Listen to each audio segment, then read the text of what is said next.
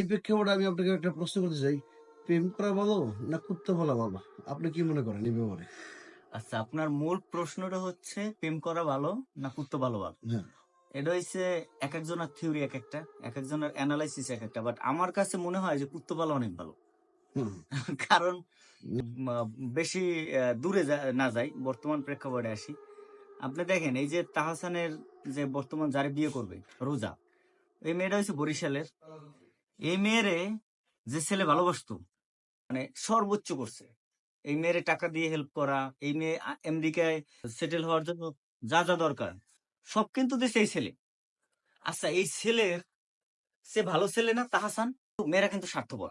আপনি ভালোবাসবেন কারে জানেন? আপনার মা, বাবা, মেয়েদের ভালোবাসে সব সর্বোচ্চ আপনি দিয়ে দিলেন, সব শেষ করলেন, কিন্তু দিন শেষে কি হবে জানেন? হ্যাঁ, কি হবে জানেন? আপনার লাথি দিয়ে ওই যে তাহসানের মতো কাউরে ভালোবাসে